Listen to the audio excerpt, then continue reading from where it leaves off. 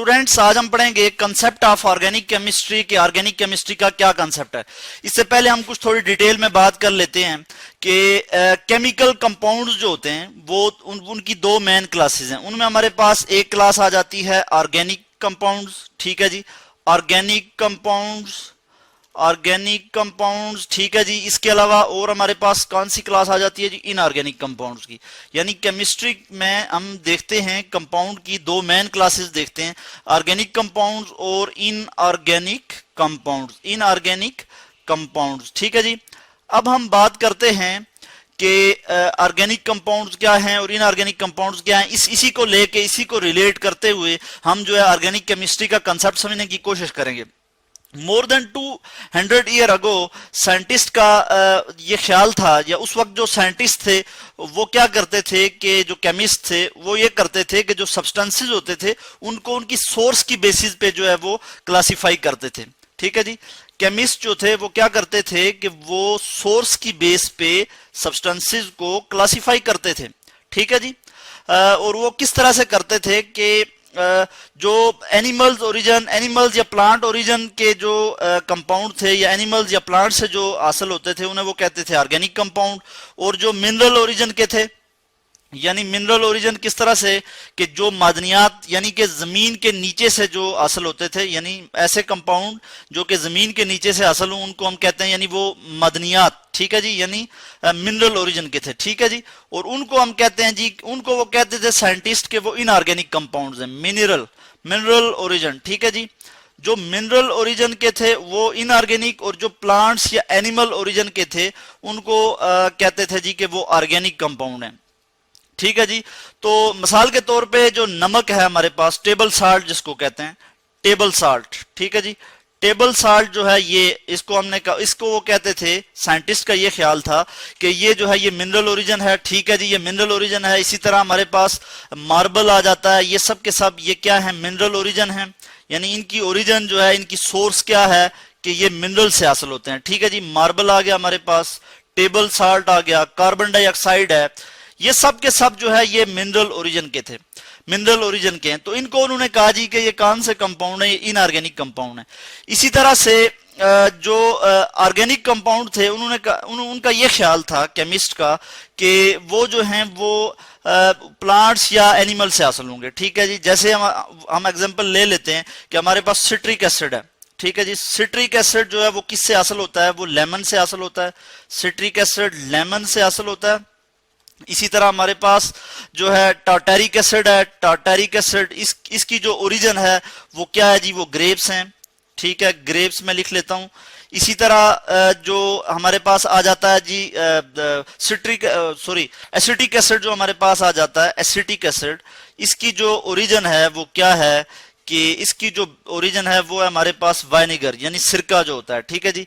तो इसलिए ये जो कंपाउंड है यानी उसमें हमारे पास सिट्रिक एसिड है, टार्टारिक एसिड है या एसिटिक एसिड है, इसको उन्होंने ये कहा जी कि ये ऑर्गेनिक कंपाउंड है, क्योंकि ये लिविंग मैटर से हासिल होते हैं, या जो लिविंग थिंग्स हैं, प्लांट्स हैं या एनिमल्स हैं, उनसे हासिल होते हैं जी। इसको मैं करेक्ट करके लिख लेता हूं, यहाँ पे स्पेलिंग की मिस्टेक है, ये सिट्रिक एसिड मैंने एसिड ने लिखा और यहाँ पे टार्टारिक की जो मेन मिस्टेक है टार्टारिक एसिड, ठीक है जी। इसको मैं ठीक करके लिख लूं, टार्टारिक एसिड के स्पेलिंग होते हैं TARTARIC, टार्टारिक, और एसिड है ये, ठीक है जी। और ये ग्रेप्स में पाया जाता है। इसी तरह सिट्रिक एसिड है, ठीक है जी, ये कहां पाया जाता है, ये जो है ये लेमन में पाया जाता है। तो ये साइंटिस्ट का ये ख्याल था कि जो एनिमल या प्लांट्स ओरिजिन जो कंपाउंड हैं वो क्या हैं जी, वो ऑर्गेनिक कंपाउंड है, ठीक है। और जो मिनरल ओरिजिन कंपाउंड हैं, ठीक है जी, जैसे हमारे पास ये सारे आ जाते हैं, ये क्या है, ये इनऑर्गेनिक कंपाउंड है। ये साइंटिस्ट का ख्याल था। और ये भी ख्याल किया जाता था, अज्यूम किया जाता था कि जो ऑर्गेनिक कंपाउंड है वो सिर्फ और सिर्फ जो है वो ऑर्गेनिक कंपाउंड जो है वो सिर्फ और सिर्फ प्लांट्स या एनिमल से हासिल किए जा सकते हैं, ठीक है जी। यानी इसके अलावा उसका कोई सोर्स नहीं है, लिविंग मैटर से वो हासिल किए जा सकते हैं या प्रोड्यूस किए जा सकते हैं। और यह भी ख्याल किया जाता था कि लिविंग थिंग्स जो है या लिविंग मैटर जो है उसमें एक खास किस्म की फोर्स है जिसे वो कहते थे जी वाइटल फोर्स, वाइटल फोर्स, ठीक है जी। यानी वाइटल फोर्स थ्योरी थी एक, जिसमें यह था कि साइंटिस्ट का यह ख्याल था, या उस वक्त के जो केमिस्ट थे, मोर देन 200 ईयर अगो मैं ये बात कर रहा हूं, कि वो जो वाइटल फोर्स है कि प्लांट्स या जो एनिमल्स हैं या जो लिविंग थिंग्स हैं उनमें एक वाइटल फोर्स है, ठीक है जी, कि जो सिर्फ और सिर्फ एनिमल्स या प्लांट्स में या लिविंग मैटर में ही मौजूद है और उनको लेबोरेटरी में सिंथेसाइज नहीं किया जा सकता। ये कंसेप्ट बाद में गलत हुआ, और किसने गलत किया कि एक जर्मन केमिस्ट थे जिसका नाम था जी फ्रीडरिक होलर। फ्रीडरिक होलर ने क्या कहा कि ये मैं यहां लिख लेता हूं, फ्रीडरिक RICK, फ्रीडरिक होलर। और इन्होंने ये किया कि इन्होंने अमोनियम साइनेट को हीट किया। अमोनियम साइनेट जो है क्या है कि ये मिनरल ओरिजिन कंपाउंड है, WHOLER, फ्रीडरिक होलर। इन्होंने ये किया कि अमोनियम साइनेट को हीट किया। अमोनियम साइनेट का मैं यहां पे जनरल फार्मूला लिख लेता हूं, NH4CNO, अमोनियम साइनेट। इसको जब इन्होंने हीट किया तो हमें क्या हासिल हो गया कि उसको क्या हासिल हुआ कि यूरिया हासिल हो गया, ठीक है जी। और यूरिया क्या है कि ये जो यूरिन में पाया जाता है, ये ऑर्गेनिक कंपाउंड है जो कि यूरिन में पाया जाता है, NH2, और यहां पे भी NH2 यूरिया। इसको हम क्या कहते हैं, यूरिया कहते हैं। तो इसने ये कंसेप्ट जो है वो रॉन्ग करार दिया, यानी कि जो एनिमल या प्लांट्स ओरिजिन से जो कंपाउंड्स आते हैं, यानी जिनको वो ऑर्गेनिक कंपाउंड कहते थे, कि वो जो है वो लेबोरेटरी में प्रिपेयर नहीं किए जा सकते। और उसके बाद ये कंसेप्ट रॉन्ग हो गया कि जो ऑर्गेनिक कंपाउंड हैं वो लेबोरेटरी में भी प्रिपेयर हो सकते हैं। और ऑर्गेनिक कंपाउंड का जो ये कंसेप्ट था कि उनमें कोई वाइटल फोर्स है, कोई वाइटल फोर्स, ये थ्योरी एक वाइटल फोर्स थ्योरी की सूरत में आ गई थी, कि वो ऐसी कोई सूरत हाल नहीं है, बल्कि जो ऑर्गेनिक कंपाउंड है वो प्रिपेयर किए जा सकते हैं लेबोरेटरी में। उसके बाद जो मॉडर्न कंसेप्ट आया ऑर्गेनिक केमिस्ट्री का, वो ये था कि ऑर्गेनिक केमिस्ट्री जो है वो केमिस्ट्री की ऐसी ब्रांच है जिसमें हम कार्बन और हाइड्रोजन के कंपाउंड जो है वो स्टडी करते हैं। जिसमें हम किसकी स्टडी करते हैं, कार्बन और हाइड्रोजन के जो कंपाउंड हैं उनको कलेक्टिवली हाइड्रोकार्बन्स कहते हैं। हाइड्रोकार्बन्स की स्टडी करते हैं, ठीक है जी, हाइड्रोकार्बन्स। ये जी मॉडर्न कंसेप्ट था किसका जी, ये ऑर्गेनिक केमिस्ट्री का, कि जो केमिस्ट्री की ऐसी ब्रांच जिसमें हाइड्रोकार्बन्स एंड इट्स डेरिवेटिव्स, और उससे जो अखज होने वाली चीजें हैं, यानी जो उसके डेरिवेटिव्स हैं, एंड इट्स डेरिवेटिव्स, इनकी हम स्टडी करते हैं ऑर्गेनिक केमिस्ट्री में, एंड इट्स डेरिवेटिव्स। जैसे कार्बन तो उनमें लाजमी होगा, ऑर्गेनिक कंपाउंड में कार्बन तो बुनियादी चीज है, ठीक है जी, वो लाजमन मौजूद होगा उसमें।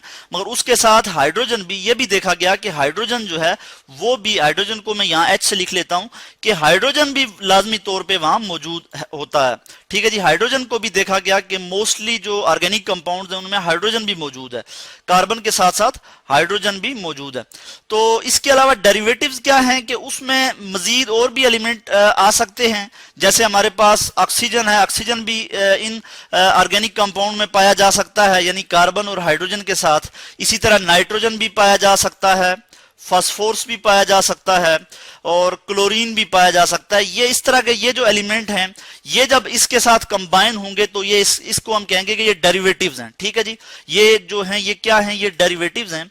और हमें ये कंसेप्ट, अब जो मॉडर्न कंसेप्ट है ऑर्गेनिक केमिस्ट्री का, वो ये हुआ कि ऑर्गेनिक केमिस्ट्री क्या है कि केमिस्ट्री की ऐसी ब्रांच जिसमें हम हाइड्रोकार्बन और उसके डेरिवेटिव्स की स्टडी करते हैं, ठीक है जी। तो ये था जी मॉडर्न कंसेप्ट ऑर्गेनिक केमिस्ट्री का।